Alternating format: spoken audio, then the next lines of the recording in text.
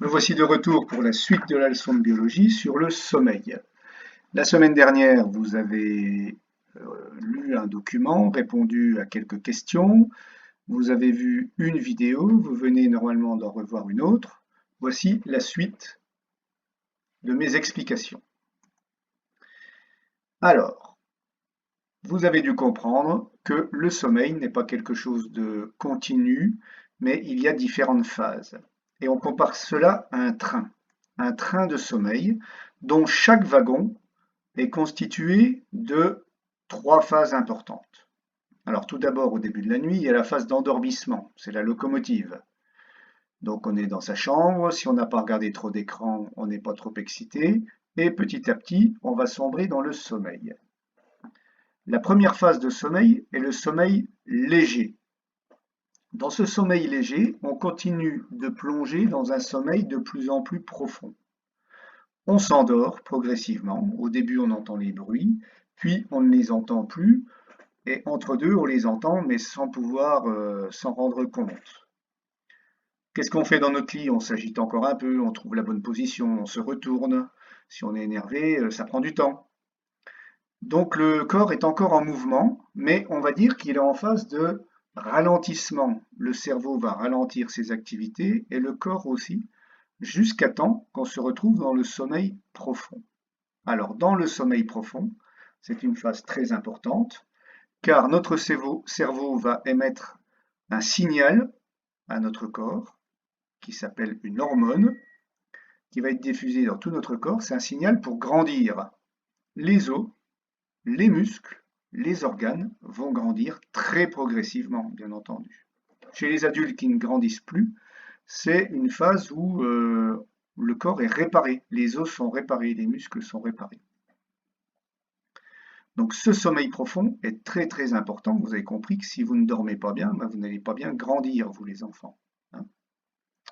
Ensuite, on entre dans une troisième phase, c'est le sommeil paradoxal, où là, le corps va à nouveau s'animer. Ici, on était comme paralysé, je dirais, hein, alors qu'ici, notre corps va à nouveau s'animer parce que l'on va rêver. Donc si on rêve qu'on joue au foot, on est susceptible de donner un coup de pied dans les couvertures, par exemple. Donc ces phases de rêve sont également très très importantes parce que ça permet au cerveau de trier les informations de la journée. L'orthographe avec l'orthographe, les soucis avec les copains dans la partie soucis, les règles du basket dans les règles du basket. Ce que j'ai fait au judo va être progressivement mémorisé par le cerveau parce que quand on rêve, on répète les choses et ça permet de mieux comprendre, de les mieux mémoriser. Alors vous le savez, les rêves sont parfois bizarres parce que ça mélange tout.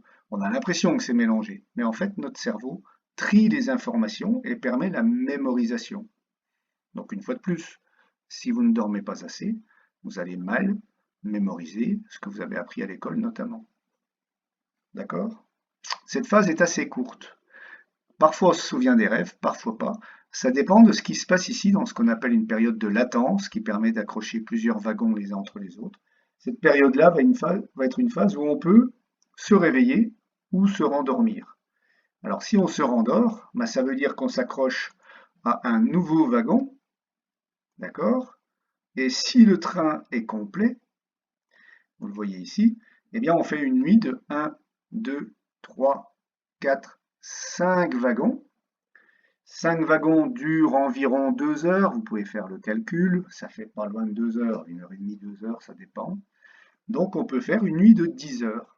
Donc à votre âge, si vous faites une nuit normale, vous faites une nuit de 5 fois 2 heures, 5 wagons, 10 heures. Ok? Un bébé, lui, va faire, ou un jeune enfant plutôt, va faire une nuit de 10 heures, mais il aura besoin d'un wagon supplémentaire, ce sera la sieste. C'est un wagon qui est à part. Un adulte, lui, a en moyenne besoin de 4 wagons de 2 heures, 4 fois 2, 8 heures. Il y a un wagon de moins. Certains dormeurs exceptionnels ne prennent que 2 wagons.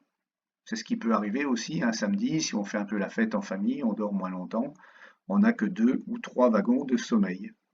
Mais on en met un peu plus la nuit suivante et puis tout va bien. D'accord? Donc cette période de latence, là, pour y revenir, C'est une période où on peut se réveiller, se souvenir du rêve. Et si on se lève pour aller faire pipi, si on a fait un cauchemar, ben on a du mal à se rendormir, on va rater un wagon, on va rester éveillé pendant 1 heure et demie, on va faire une insomnie, et on pourra raccrocher seulement le wagon suivant. Que se passe-t-il pendant notre sommeil? Donc c'est expliqué un petit peu différemment sur ce document. Donc le sommeil lent, léger et lent, profond, permet de mieux se défendre. On élimine le stress, les toxines, les microbes. Le corps se répare. Si on a fait beaucoup de sport, eh bien, on élimine les toxines des muscles. Alors parfois, ça suffit pas, puis on a des courbatures le lendemain. On grandit, ça vous l'avez compris, ok? Et puis dans la phase de sommeil paradoxal, on mémorise et on apprend en enregistrant tous les événements de la journée. Ça sert également à construire notre caractère, car ça forme nos émotions. Voilà pour le gros des informations. Maintenant, je vous invite à compléter le document que vous avez téléchargé, c'est-à-dire la fiche Bio 18, que voici. Nous allons la compléter ensemble. Vous faites pause si vous ne l'avez pas à côté de vous, et puis vous nous rattrapez après.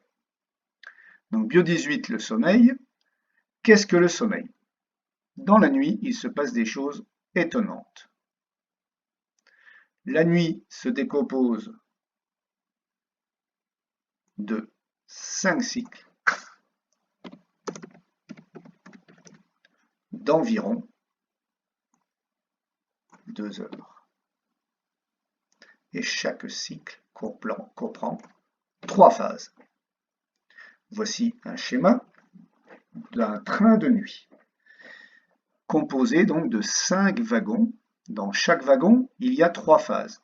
Donc moi, je n'ai schématisé les 3 phases que sur le premier wagon. Il vous reste à faire 2 traits verticaux dans chacun des autres wagons et à colorier les 3 phases de 3 couleurs différentes. Tout d'abord, le sommeil léger. Donc vous choisirez une couleur pour le sommeil léger à reporter dans les autres wagons. Qu'est-ce qui se passe dans le sommeil léger? Je m'endors, je plonge dans le sommeil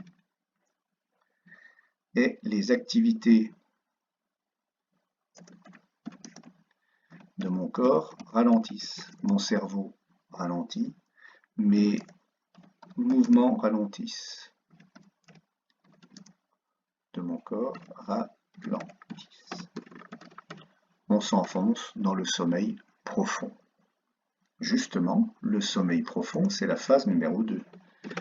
Autre couleur de votre choix. Sommeil profond. Le cerveau est au ralenti. Si on faisait un encéphalogramme, il serait plat, ou presque. Je recharge mes batteries. Je refais le plein d'énergie. Mes muscles sont réparés, je grandis. Donc les sportifs ont besoin de sommeil, et vous êtes tous des sportifs. Troisième phase de sommeil, vous mettrez une troisième couleur que je vous laisse choisir, le sommeil paradoxal. Pas de faute de frappe. Le sommeil paradoxal, le cerveau classe et mémorise les informations. Je rêve.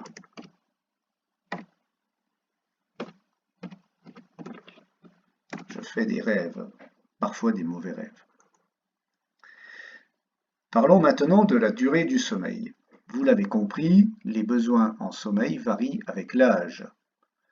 Là aussi, ces 4 bandes, vous mettrez 4 couleurs différentes pour que ce soit plus parlant.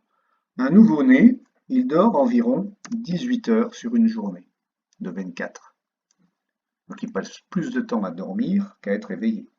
Quand il se réveille, en général, il boit un biberon, il pleure un peu, il gesticule, il reste de plus en plus éveillé, et puis, pouf, il se rendort. Donc il a besoin de beaucoup de wagons de sommeil. C'est normal, on grandit beaucoup quand on est tout petit. Ensuite, vers 3-5 ans, on dort environ 12 heures, avec une sieste. À votre âge, on l'a vu, on dort environ 10 heures. Et un adulte, en moyenne, lui, a besoin de 8 heures. En moyenne. Hein. Dernière partie de la leçon, les troubles du sommeil. Alors, ça, j'en ai pas trop parlé. Les garçons, le plus souvent, mais parfois les filles aussi, quand on est petit, on fait pipi au lit. Ça s'appelle l'énurésie. Énurésie. L'insomnie, qu'est-ce que c'est? Je ne parviens pas à m'endormir. Je ne parviens pas à m'endormir. Ou je me réveille la nuit. Il y a des périodes dans la croissance, quand on est adolescent, on peut avoir des insomnies. Je respire bruyamment. Ah là, des ronflements. Quand on a un voisin qui ronfle, hein, c'est pas facile. Ou une voisine. Je fais un mauvais rêve qui peut me réveiller, ça vous connaissez, c'est le cauchemar. Et enfin, le somnambulisme, ça j'en ai pas parlé, c'est un trouble du sommeil qui consiste à se promener, je me promène hors de mon lit, sans m'en souvenir. C'est-à-dire que d'habitude, quand on fait des rêves, on rêve qu'on bouge, d'ailleurs on bouge dans son lit, mais là, exceptionnellement, on se lève et on fait ces réels mouvements. Donc ça peut être dangereux parce que si on rêve qu'on est dans la rue puis qu'on se retrouve devant un escalier, on peut tomber. Voilà. Voilà pour cette leçon sur le sommeil. J'espère qu'elle ne vous a pas endormi. À bientôt.